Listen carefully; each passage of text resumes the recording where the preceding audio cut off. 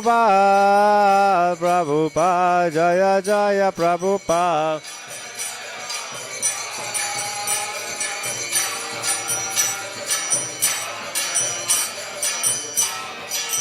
Nita Go Premanandi, Jai Om Vishnupad, Paramhamsa Parivajagacharya, Stotra Kashishi, Madhis Divine Grace, Srila Abhay Chanar Vinda Bhakti Vedanta Swami Srila Prabhupada Ki. Jai Om Vishnupad, Paramhamsa Parivajagacharya, Stotra Kashishi, Madhis Divine Grace, Srila Bhakti Siddhanta Saraswati Thakur Goswami Maharaj Srila Prabhupada Ki. Ananta Koti Vaishnava Vrinda Ki. नामचार्य Srila Haridas Thakur की. प्रेम से कहो श्री कृष्ण चैतन्य प्रभु नित्यानंद श्री अद्वैत गदाधर शिवासादि गौर भक्त वृंद की. श्री राधा कृष्ण गोप गोपीनाथ श्याम कुंड राधा कुंड गिरि गोवर्धन की. वृंदावन धाम की, मथुरा धाम की, गंगामाई की, यमुना माई की, भक्ति देवी की. Srila Prabhupada translational book distribution की. श्री प्रभुपाद ट्रांसलेशनल प्रसारम डिस्ट्रीब्यूशन की. December Marathon month ki. Nita Go Premanande. All glories to the assembled devotees. Hare Krishna. All glories to the assembled devotees. Hare Krishna. All glories to Shri Guru and Shri Guranga.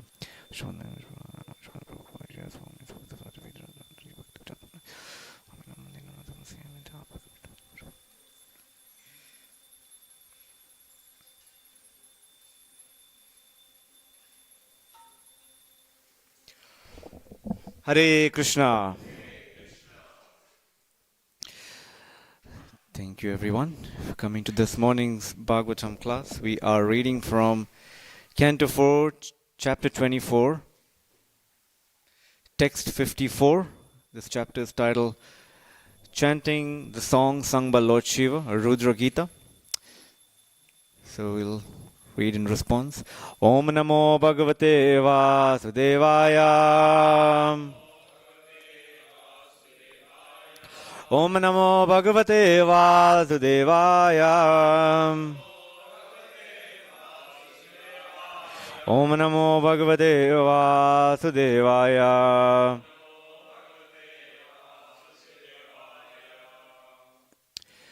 Chapter 4, Canto 4, Chapter 24, Text 54. Bhavan Bhakti Matha Labhyo Durlabha Sarvadehinam Swarajyasyapi Abhimata Ekantena Atmavidgati. Bhavan Bhakti Mata Labhyo Durlabha Sarvadehinam Swarajyasyapi Abhimata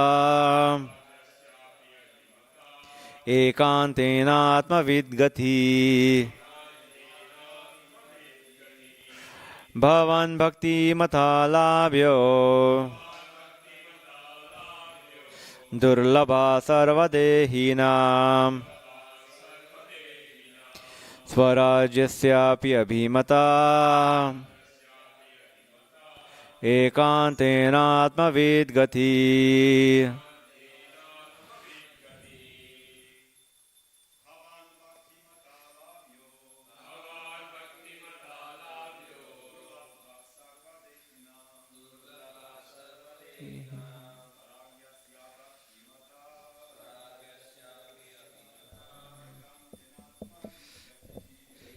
Atmavidgati.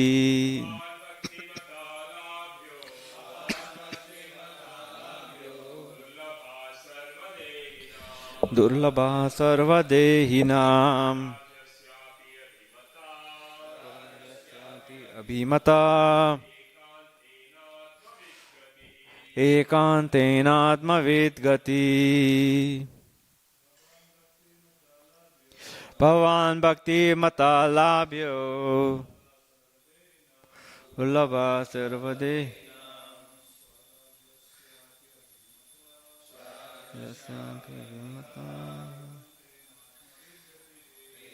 Atmavidgati. Bhavan Bhakti Mata Labhyo durlabha sarvadehinam Swarajyasyapi abhimata ekantenatma vedgati.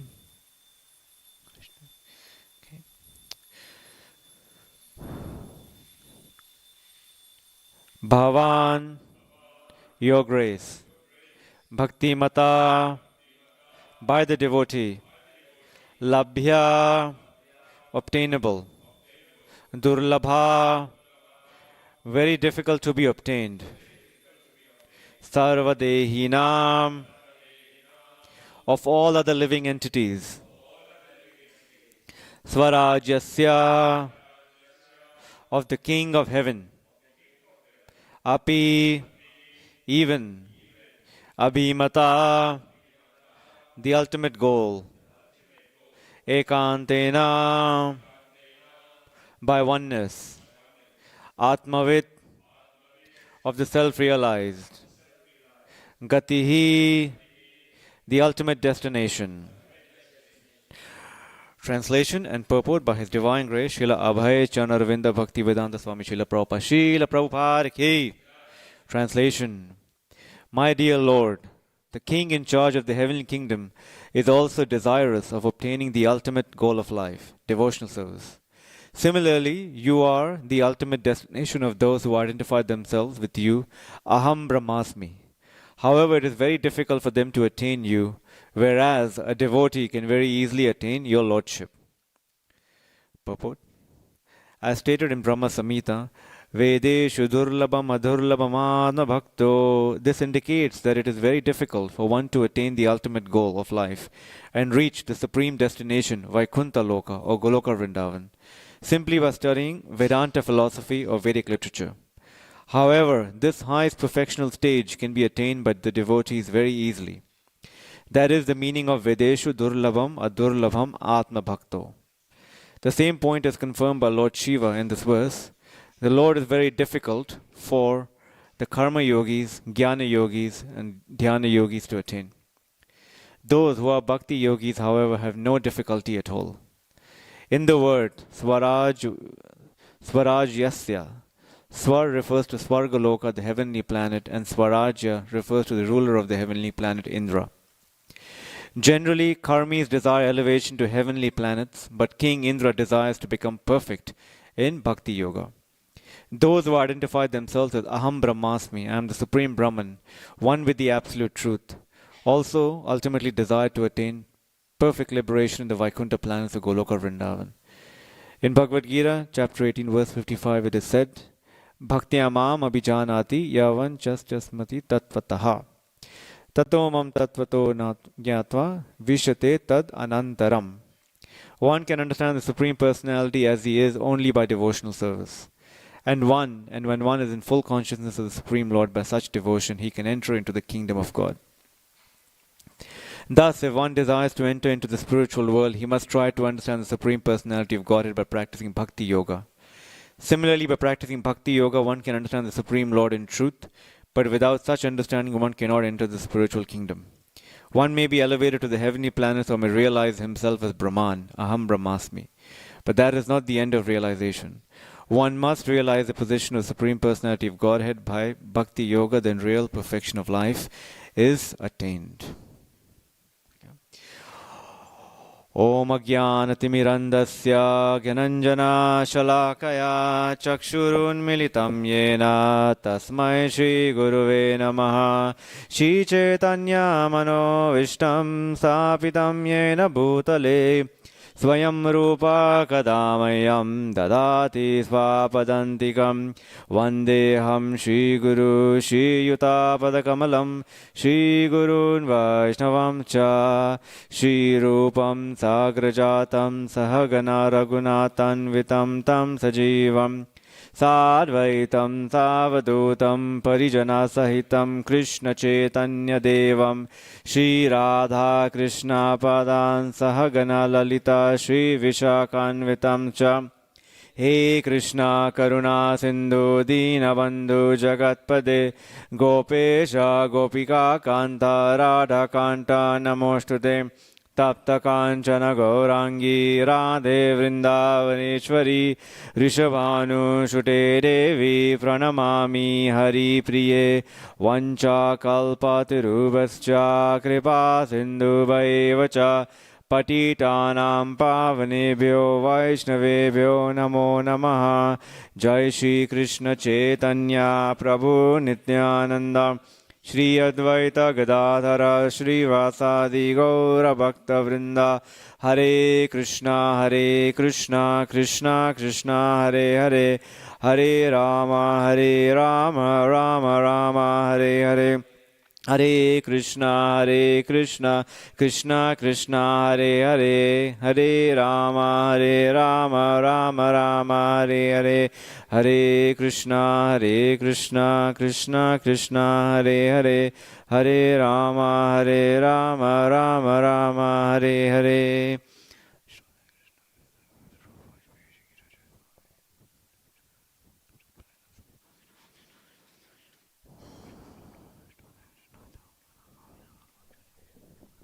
Hare Krishna.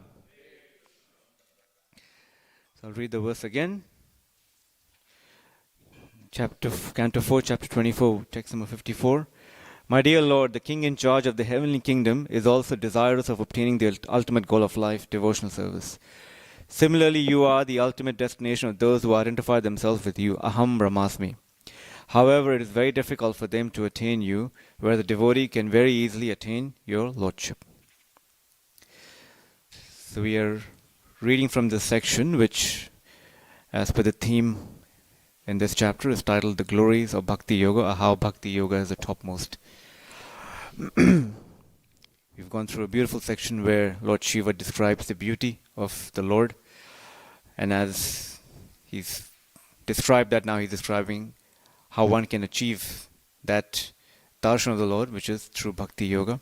And then later on, he'll actually say what Lord Shiva actually desires the most, which was something that I've read it so many times, but then when I read it this time, it struck very differently.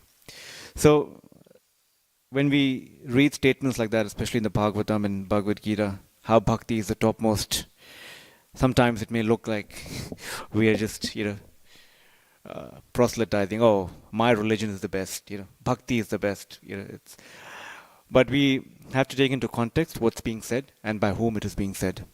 So in Gita in chapter 6, verse number 47, Yoginam api sarvesham madgaten antaratmana shraddhavan bhajate yomam same yukta tumo tamaha. And of all yogis, he who abides by my instructions, who renders loving service to me, is the most united with me, and that is my opinion. And in that verse, Prabhupada describes it's by good fortune that one comes to the platform of bhakti and realizes that this is topmost. And in the later chapter 2, Bhavanam Janmanamante Jnanavam Prapatye Vasudevam Sarvamati Samahatma Sudurlabha. So Sudurlabha, it's actually very rare. In Nectar of Devotion, it is described that bhakti, the attainment of bhakti, is actually Sudurlabha. It's very rare. It's not easy. It's not, most of you all here go out, distribute books. Devotees that distribute millions and millions of books. But are there million devotees? It's, whatever number we have here, because it's actually very, very rare. And it's by good fortune that we are here. And obviously it's upon us to spread this good fortune to others. So, when I read through it, what I had heard from once from a devotee made more sense. Bhakti Yoga is topmost because actually it's the most complete. It's especially in chapter 6 when Krishna speaks about Karma Yoga, leading up to chapter 6, Karma Yoga, Jnana Yoga, Dhyana Yoga. It is said that these are actually progressions on the yoga ladder. So as you progress further, Bhakti is the most complete. That's why when Chaitanya Mahaprabhu, actually was described in the verse yesterday, speaking to Ramananda Roy when he's speaking about Varnashram and other processes, he just says, Eho Bhaya, say, this is external, say something more. So, Bhakti is most complete because Krishna is most complete. Krishna is Purna, he's complete. And he's all attractive to even the demons, the demigods and the qualities of Krishna that are listed in Nectar Devotion. Similarly, his devotees are also complete, and they're actually dhira dhira janapriyo, most dear to everyone. We see that in the prayers to the 6 Goswamis. In fact, that the devotees are so dear that they touch the hearts of people that we wouldn't otherwise because of their good quality. Yasya Deve Paravakti. So a devotee is the abode of all good qualities. Remembering once a devotee was sharing a beautiful pastime of His Grace Jayananda Prabhu, and how Jayananda Prabhu was so dear. Devotees loved him. Wherever he went, he would just make friends right away. And he would actually get bhoga for the Lord, for the devotees, for Sunday feast, literally for free. He would have, and His Holiness Hanuman Prashaka Maharaj was once describing this because he joined San Francisco Temple, and where Jayananda Prabhu was stationed for the most time. And he'd say that at that time, Jayananda Prabhu would walk into what we would call a Flemington or a fruit market that was run by the Italian mafia. So he would go in there and just get free bhoga, free fruits, vegetables, and the people would just give him. He would have to say no because they wouldn't have place to store in the temple. And when Jayananda Prabhu departed, the devotee who overtook that service to purchase bhoga, when he would go to these markets, and the moment he would tell these shopkeepers, Jai Nanda has left, and they would just cry. They're like, "Oh, Johnny Ananda, Johnny Ananda was my only friend. He would bring me all these delicious food stuff. He would always come and inquire about my family. He was just so sweet to us. He's like, I don't know what my life will be," and so he was so dear. So devotees are very dear. So that's why bhakti is topmost. It's complete, and it's actually because Krishna is all attractive. So similarly in that way. And then we also see, as the verse that's being quoted here, bhakti amam abhijanati yavan yes chashmi tattvataha. One can understand the Supreme Personality as He is only by devotional service, and one is in full consciousness of the Supreme by such devotion. He can enter into the kingdom of God. So Chaitanya Charan Prabhu had once written on this verse that to understand Krishna, we have to stand under Krishna. It's you have to abide by what Krishna's instructions are, and we have to live a life in such a way that we are actually molded by the representatives of Krishna, and live a life in such a way that is actually pleasing to Krishna. A lot of times when we come across statements like that, especially those who are inclined towards some other teachings or more towards karma yoga or jnana yoga, they say that bhakti is for the simple-minded. But Chaitanya Charan Prabhu once wrote, bhakti is not for the simple-minded, but for the simple-hearted. Simple-minded, it doesn't hold true because those authorities who have actually spoken as bhakti being the topmost are Jiva Goswami, Vyasadeva, Vishnu Chakravarti Thakur. They are the greatest minds in the history of this world, and they have actually written this. So it's not someone writing it sentimentally. But bhakti is for the simple-hearted, those who just, the very act of just simply offering their heart to Radha Gopinath, actually that's the topmost. And we see that in Bhagavatam too, with the Yagyapatnis, the wives of the Brahmanas. The Brahmanas were ritualistic. They just followed the rituals of the Vedas, but then their wives were actually devoted to Krishna. And later on, the husbands actually admit that they're more advanced than we are. So Krishna is looking for a simple heart, and that simple heart is basically what's most attractive to Krishna. Now, what I found also quite interesting, Lord Shiva here, he cites beautiful prayers in glorification of the Lord, then he described the Lord's beauty, then he's now going to describe what he actually desires. If we just fast forward to the 8th canto, especially when it describes the pastime Mohini Murti.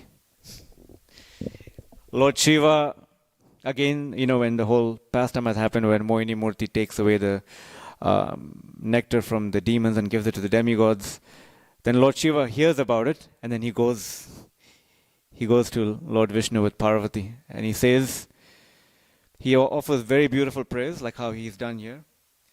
And then he says,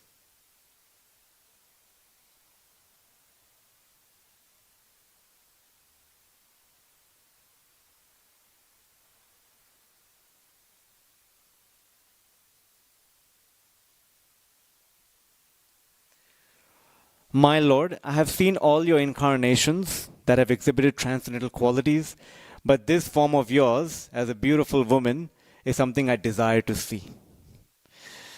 And it is said, in the purports, it's described that Lord Shiva is thinking the Daityas, the demons, were attracted, but the demigods were not attracted. So, I just want to see, because in a way he just felt he's higher than, obviously he's the king of the demigods, but he just felt, I won't be, too agitated. So I just want to see my Lord.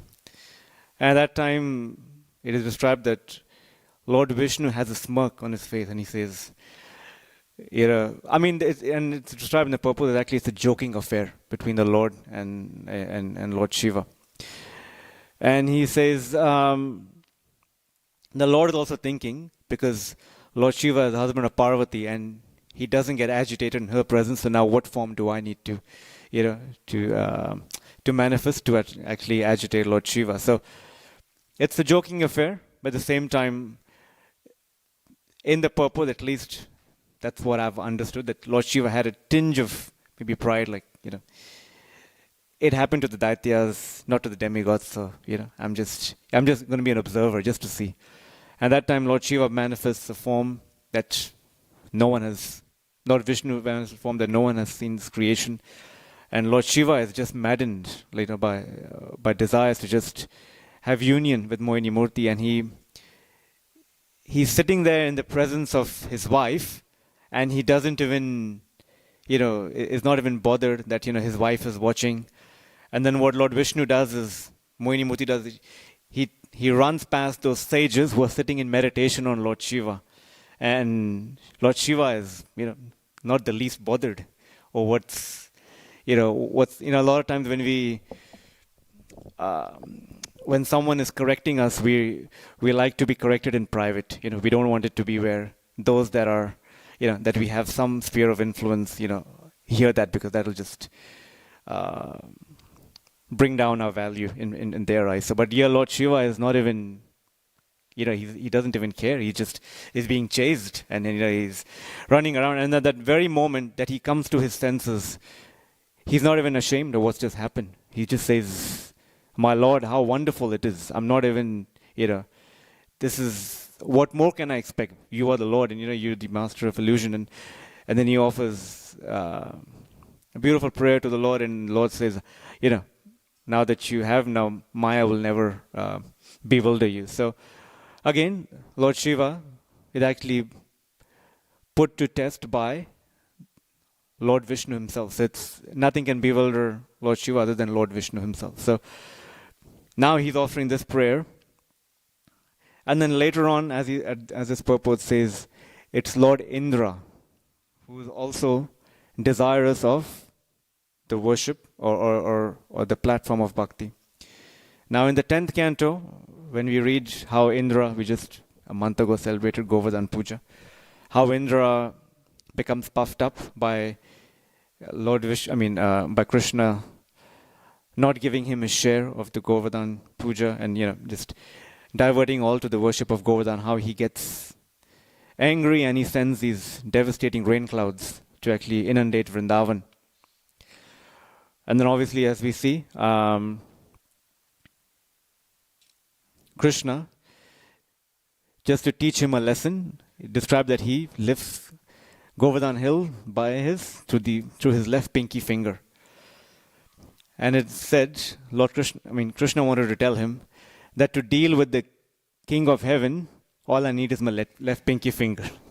I don't need anything else. Usually you would have thought that, if he's causing so much of havoc to Krishna's devotees, he'll be like, let's get on one-on-one, let me show you. But how he shows him is just by his left pinky finger. And then later on, when Indra realizes his mistake, he comes to offer prayers to Krishna and to actually beg forgiveness. Shivaram Maharaj has written this beautiful book called Navavraja Mahima, in which he expounds on all these pastimes of Krishna in Vrindavan. In Krishna and Vrindavan. I'm just thinking if it also includes Mathura.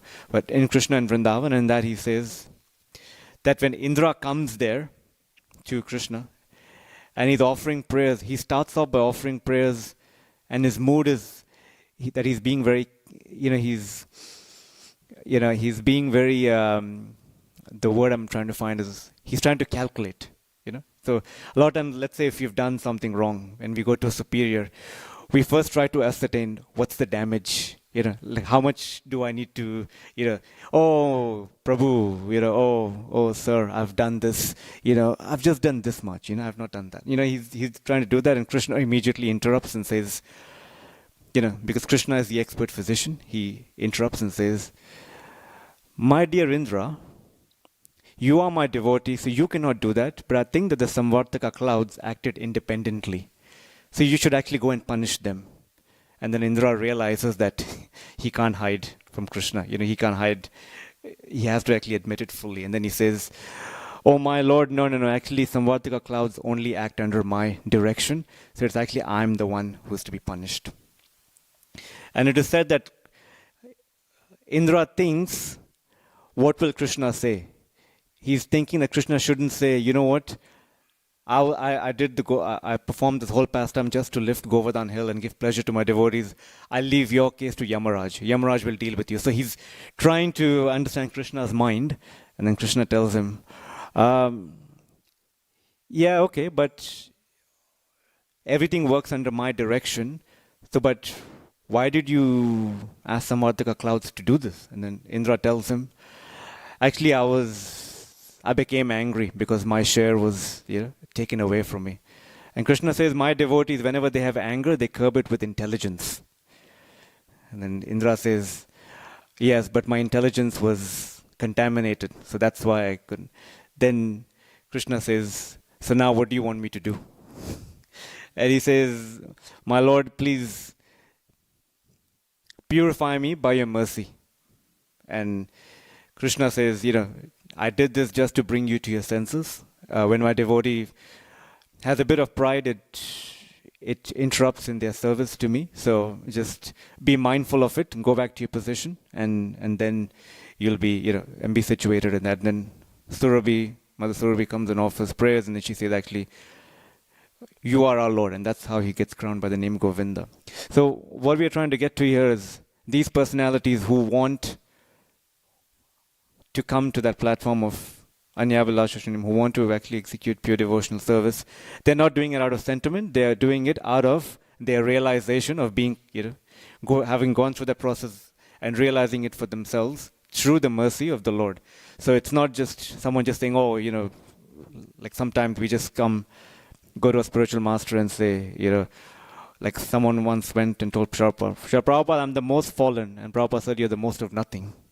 So when we are offering, Krishna wants us, Radha Gopinath wants us to understand the tattva, the tattvataha. Only through tattvataha we can actually understand. So now one thing that struck me the most, which will come later, but actually it's also being highlighted in another section of the Bhagavatam, when these personalities come in front of the Lord, when they're actually seeing the Lord, so when we come in front of Gopinath, when I come in front of Gopinath, at least I'm speaking for myself, sometimes I'm complaining, sometimes I'm saying, Gopinath, please help me get through this phase of my life or whatever I'm going through. I have this difficulty. But then what are these devotees praying for? What are they praying for? Any guesses? Association devotees. So if you see, I don't want to take away what will be discussed in 2 days' time, but Lord Shiva actually prays for he says in 57, if one by chance associates with a devotee, even for a fraction of a moment, he no longer is subject to the attraction by the results of karma or jnana. What interest then can be in the benediction of demigods who are subject to the laws of birth and death? Similarly, Dhruva Maharaj in the earlier chapters, he's seen Vishnu, he's been blessed by the touch, and what does he ask for? Please allow me to perform devotional service in the association of devotees. So a lot of times, especially for myself, I don't come and ask, Gopinath, please give me the association of devotees. If it's not there in our hearts, then that means that's the reason why we are lacking. We are basically struggling to understand, because Gopinath wants us to be practicing or offering them service in the association of devotees. And when I look through it, just by some reflection, Krishna speaks about it in the Bhagavad Gita and also in various places, what's most endearing to him. And just to, in the interest of time, some of them that actually stood out to me was, if you read what quality of devotees, so when I just had this thought that if Lord Shiva wants the association of devotees, Dhruva Maharaj wants the association of devotees, Lord Brahma is praying, and if I even have the audacity to call myself a devotee, then that means if Lord Shiva wants to come and associate with me, what exactly am I, worthy of? Like, what's the value that? And you see the qualities of devotees, especially in Bhagavad Gita 2.4, Vyasmika Buddhi Eke Hu Kuru Nandana. They are one-pointed. And those that are one-pointed, they're resolute in purpose. So this Ekanta Bhakti, just, one-pointed devotion. And there's no deviation, because they actually know that this is what the purpose of life is, and nothing deviates them. Just recently, I was, I think on YouTube, there was Vyas Puja of His Holiness Jayadvaita Swami that was being broadcasted. And Keshava Maharaj was actually saying, glorifying Maharaj, and he said that, Maharaj, you never deviate from the basics. And one of the basics is attending Srimad Bhagavatam class. I think Jayadvaita Swami, sometimes if you, in some parts of the world that you may see him, he'll be the only one sitting in the Bhagavatam class and, hearing from a junior or hearing from someone that's, obviously it has to be a junior because Maharaj is, very, such a exalted personality, and he doesn't there's no qualms of him, what is he speaking, who is saying what. He's just there to listen to the message. Gauranga Prabhu was once saying that Jananivas Prabhu, actually, both brothers, but I think he was speaking in offering for Jananivas Prabhu. The Jananivas Prabhu will be, every morning you'll see him in front of Radha Madhava listening to Bhagavatam class, which is not even sometimes in English, it's in Bengali, but he's just sitting there hearing. So, their devotees are steadfast. In chapter 13, we see amanitvam, adambitvam, ahimsa, arjan. So, humility. And humility is not having the slightest anxiety of being honored by others, of their satisfaction of being honored by others. So when we see such qualities that are being described, these are the qualities that one should aspire for, at least work on. Devotees are very compassionate. Daya Sagar, the ocean of compassion. Once Brahmananda Prabhu, he was being asked that some devotee was asking them, Prabhu, when you speak about Prabhupada, you speak as though Prabhupada is actually Krishna. Prabhupada is God. And Brahmananda Prabhu said, no, we made this mistake in 1967. And then he started crying. He's like, but these days when I feel that Prabhupada is even greater than God. Because Prabhupada came to the Lower East Side to deliver me. And it's like, if one even has even a slight bit of appreciation what Srila Prabhupada actually had to go through in the early days, you wouldn't just help but fathom how magnanimous Srila Prabhupada was. Devotees are very kind. So even in some of our dealings sometimes, how we interact with devotees, how we serve alongside devotees. Gopinath is watching, so it just comes to fruition that how we once again,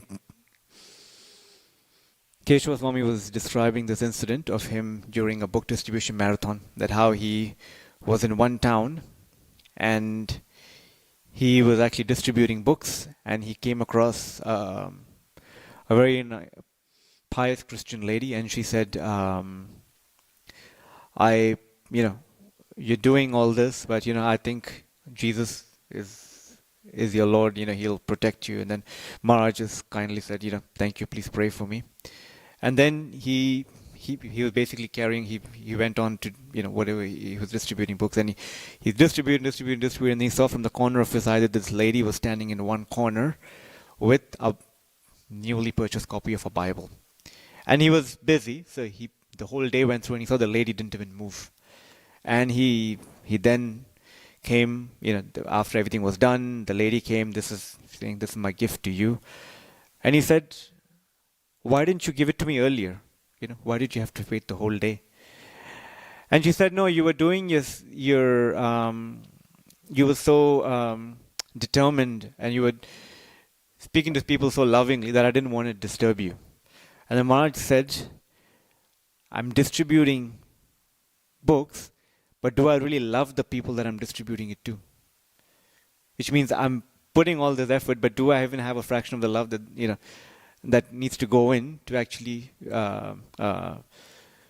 which will actually culminate in a loving relationship amongst devotees? And he said that just lesson just has struck with him for years. That when we are extending ourselves, or when we, in whatever capacity that we are able to bring someone to Gopinath, do we love that person, or do we actually want them to have a loving relationship with the Lord, and how are we assisting them? So devotees are full of compassion, and especially for Lord Shiva, it is described that in the earlier chapter, in the 8th canto, that how devotees take on some voluntary discomfort or sacrifice just to mitigate the suffering of others. So that is the position of Lord Shiva, and that's what he's actually delineating as one of the important qualities of devotees or Vaishnavas. So where do we stand amongst them, amongst these qualities, is actually what determines to what extent are we able to even call ourselves as devotees. So I'll stop here. Thank you all for your attention. If there's any questions or comments or any realizations. Yes, Prabhu. Thank you.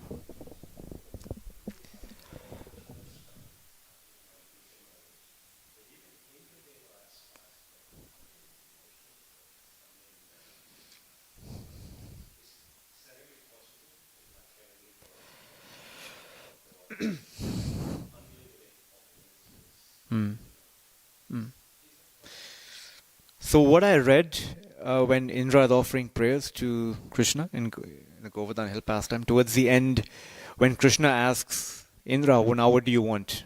Because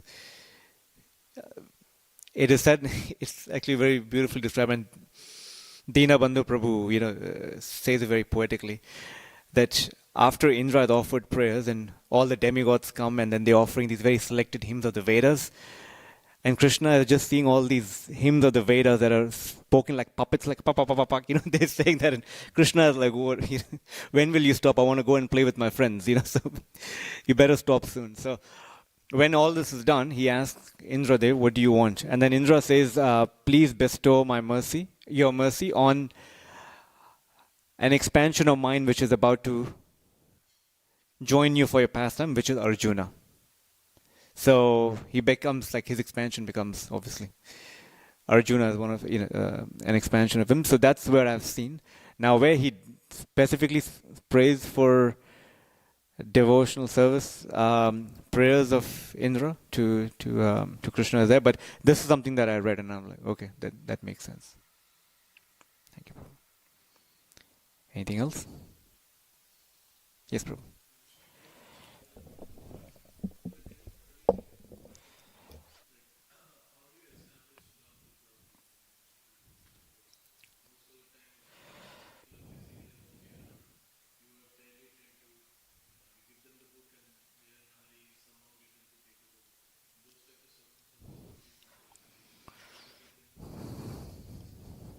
My well-wisher. Yeah, good question, Prabhu. Look, once Tamal Krishna Maharaj had told my Guru Maharaj, actually he told to a disciple, another devotee, and he was saying that love is not in the sentiment, love is in the detail. So when you just unpack that a little more, it just means, so in that instance of yours, I'm just kidding because you gave an example of book distribution, how do you do so? Let's say if that person comes to the temple, or let's say if on some vicinity that you are, what will you do next? It's if that person comes and says, or sometimes the person will be like, oh, I only have $5, but the book is for $10 or whatever. Would we just make that as a transaction? No, we can't. Would we go the extra mile because the person is genuinely seeking? Do we extend ourselves? But if what happens next is actually sometimes I think there's a lot that we can do, especially like I've seen some devotees, what they do is after they've distributed books, this is what they told me. After they distribute books to the holder, they come in front of Gopinath and tell, Gopinath, I've distributed these books. Sometimes they take down the names of the people. These are the names. Now I've somehow, through your mercy, acting as the instrument, distributed or been able to extend your compassion. Now you please somehow guide them and make their life successful. Even acts like these, or if they come, offer them prasadam, offer them some words of encouragement, because like I said, bhakti is actually very rare, sudurlabha. So any bit of loving words, appreciation, or any act of even service. Sometimes devotees, like if they see an elderly person who's bought books, they'll just help them carry them to their car, or like just little small acts, and these acts actually soften the heart of the person who actually received these books. Okay, we reached a limit of 8:45. Thanks. Grantraj Srimad Bhagavatam ki, Srila Prabhupada ki, Nitai Go Premanande, Gaur Bhakta Vrinda ki.